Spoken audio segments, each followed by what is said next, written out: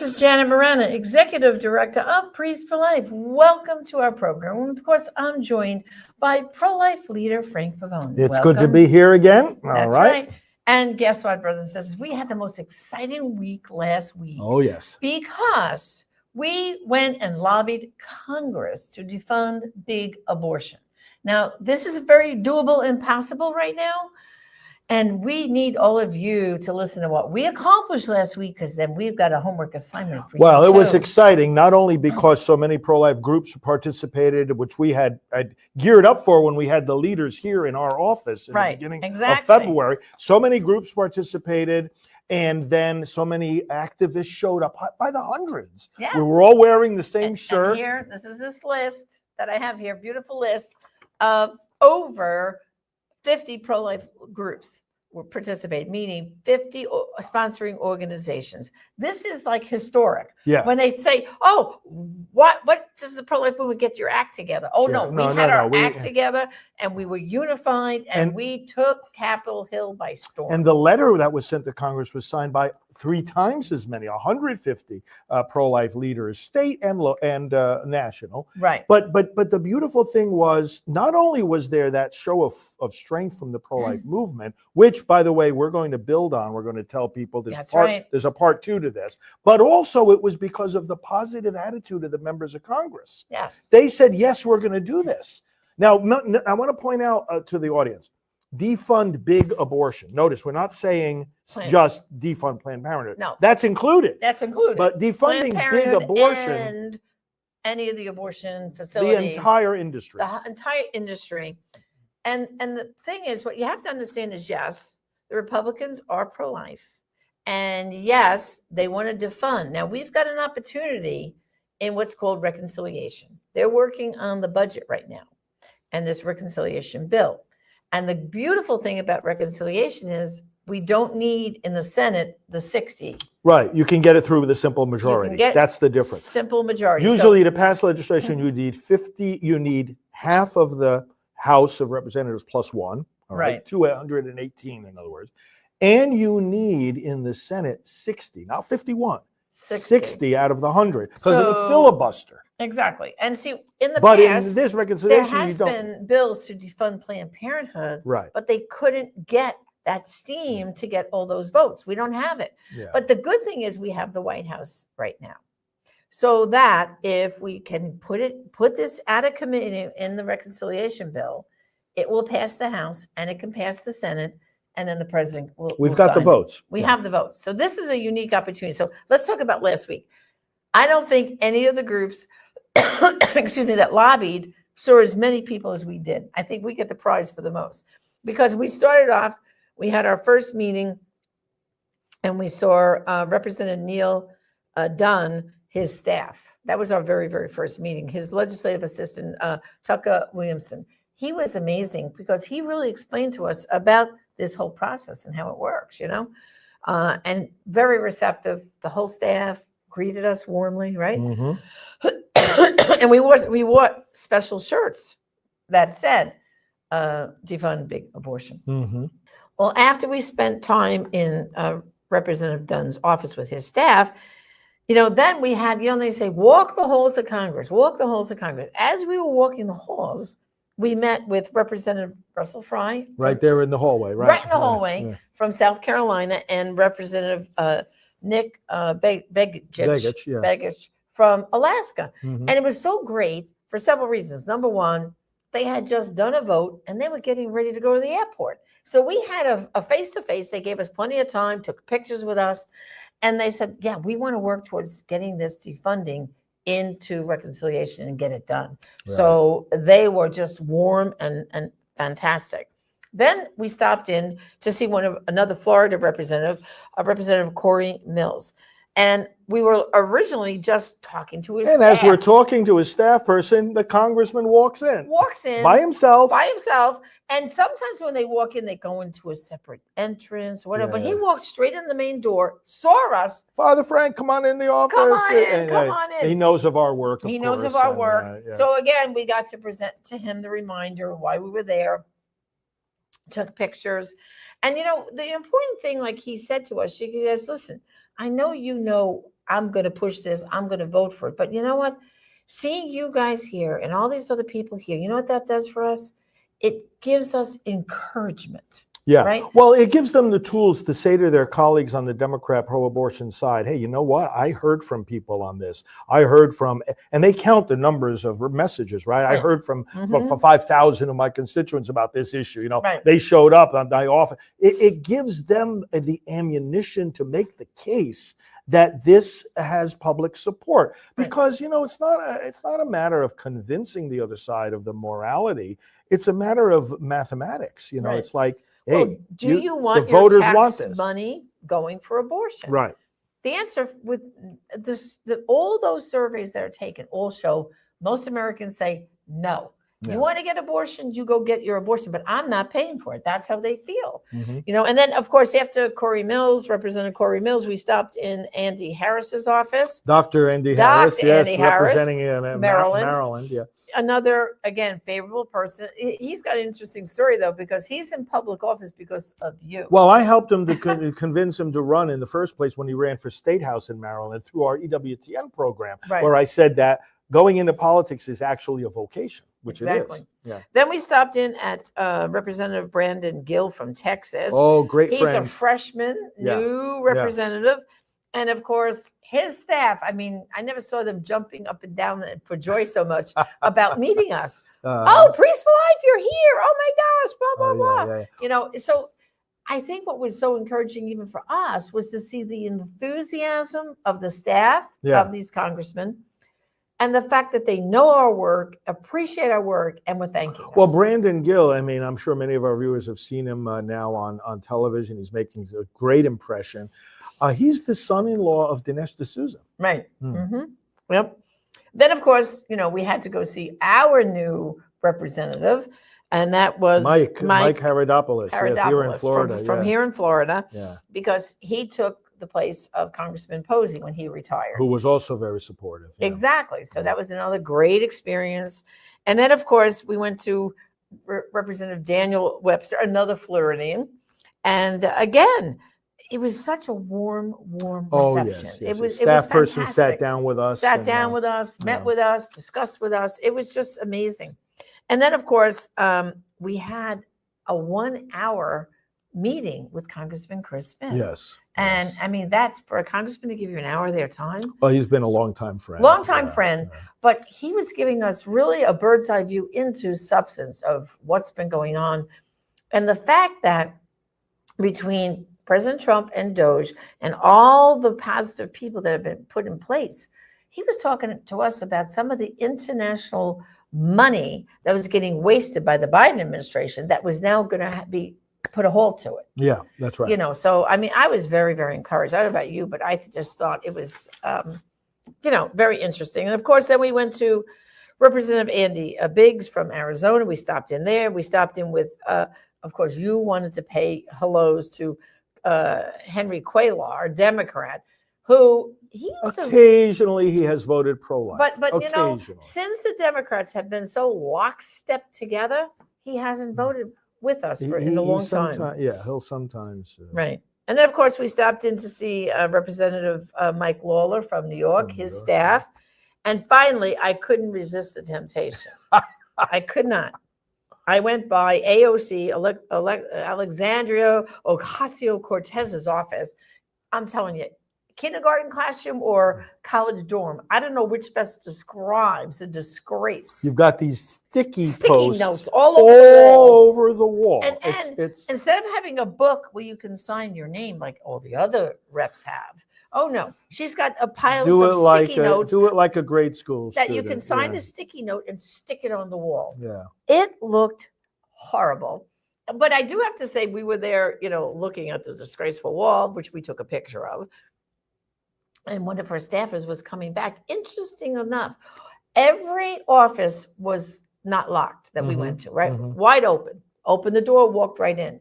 Did you notice he had to use a key to get back in the office? She keeps her door locked. Well, that's not an open door policy for a congressman, right? I mean, they all have their doors unlocked except AOC. I wonder why. Pause the thought. The other thing I didn't like about the halls of Congress was, you know, outside every office, you have the American flag and their state flag.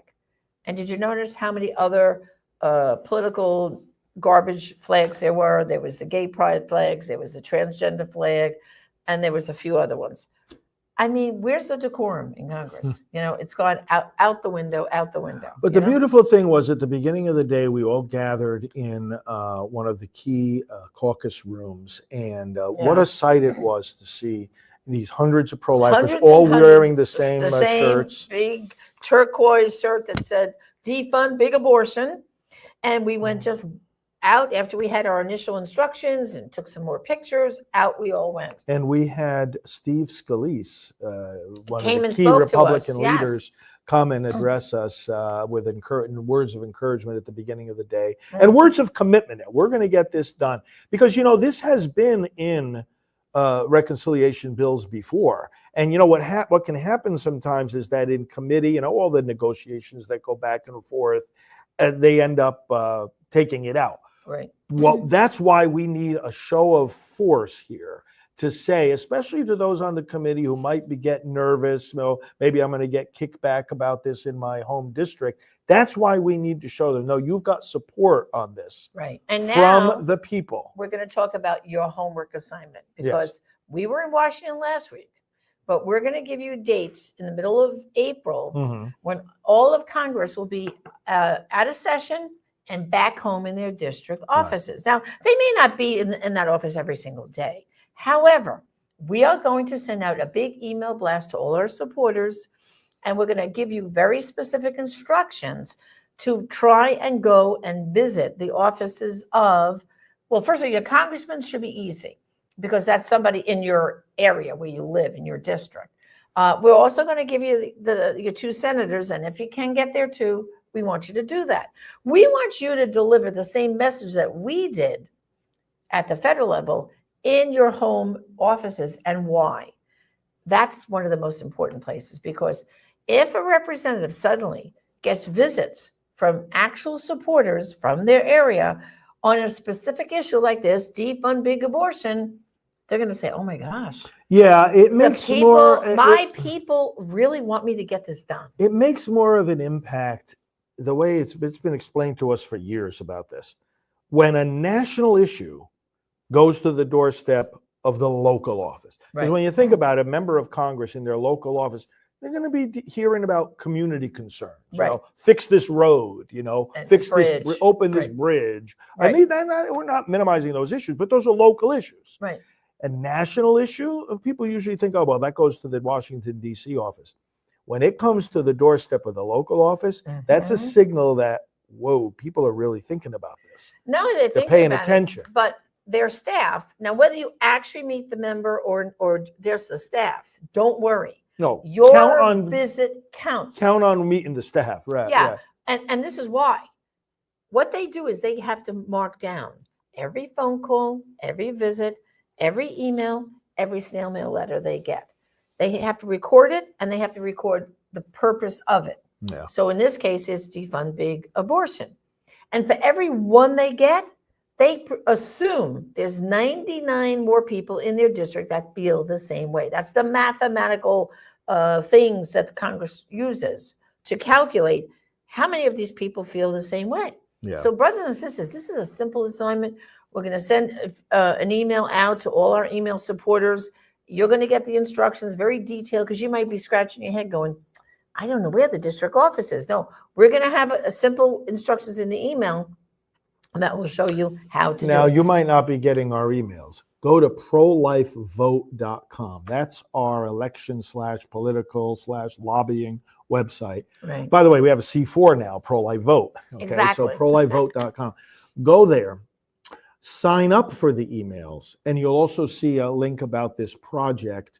More information coming up there in the coming days. Like Janet says, this is going to be in the middle of April. These members will be in their home district. You're in their home district. Go see their staff. Go there. You could call ahead of time if you want, or you could just show up. Right. But go there and bring this simple message. We want, and we'll give you talking points on that website and in the emails that we send you.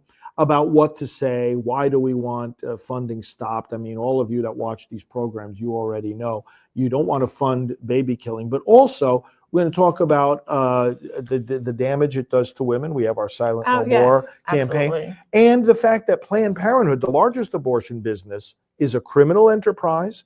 They break all kinds of laws. And do you know, I have some statistics here about Planned Parenthood. In a 5-year period between 2018 and 2023, you know how much direct public money they brought in? $3.2 billion with a B dollars. I mean, that's in 5 years. Why is Planned Parenthood getting that kind of money? They get hundreds of millions of dollars in donations from pro-abortion mega donors. Oh, like George they Soros can go fund and them. company. They can go fund themselves. Yeah, go fund yourself is our. That's our line. Go and not fund only yourselves. that, the preventative care. Right. They claim to do all these other things other than abortion. Preventative care from 2022 to 2023 fell 31%.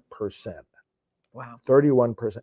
This is an abortion business, and it's a criminal enterprise, and it's a political machine too. Right. They dump. Where does this money go when you send it to Planned Parenthood? People think, oh, it's going for health care. No, it's going to Democrat political campaigns. Yeah, they do. They support all the bad guys who think there's nothing wrong with killing babies till birth. I mean, it's like so. It's time to talk to Congress. That's right. Stop the funding of the abortion procedure, right, and of the abortion organizations. Now's the time. Now's right. our chance. This is it. We can count on you. So be in tune, watching for that email.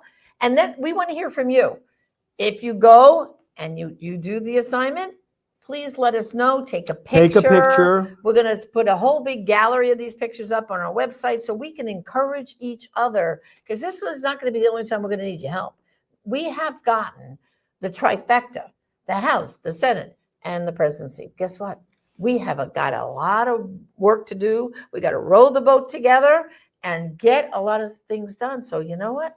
Goal is make abortion unthinkable and stop it all together. So I think this is a great project. It's going to be an important project. Keep on the lookout and go to prolifevote.com. Okay. Well, thanks for joining us. Till next time, Janet Morena, Executive Director, and pro-life leader Frank Pavone. Thanks and God bless. Hello. I'm Evangelist Alveda King with Priest for Life. The voices of women who have had abortions, those who have found forgiveness and healing, and are willing to share their stories are very important in the pro-life movement. I am one of those women, and that's why I'm a member of the Silent No More Awareness Campaign. Started by Janet Morena of Priest for Life and Georgette Forney of Anglicans for Life, this movement is helping people around the world to share their stories of pain, of hope, and of healing. The Silent No More campaign gives us a chance to inform others that abortion is not a solution to their problems, and to invite those who have already made that mistake to seek repentance and healing. I, along with all the members of Silent No More, ask you to share our stories as well. Go to silentnomore.com to see our testimonies and to join the movement. Again, that's silentnomore.com. Hello, I'm Sam Brownback, and I've worked alongside Father Frank Pavone for many years on the cause of life. He's a true champion, and the Priests for Life have been wonderful champions of this great cause, of the cause of human dignity of every human at every phase of life, from the very first moment of conception until its natural death. The human species, the human person, each and every one are full of dignity, priceless in value, and Priests for Life stand for that. Join their work with them, work alongside them in this battle, this incredible battle, this fantastically important battle for life in the United States. We've got to win this fight. Join them.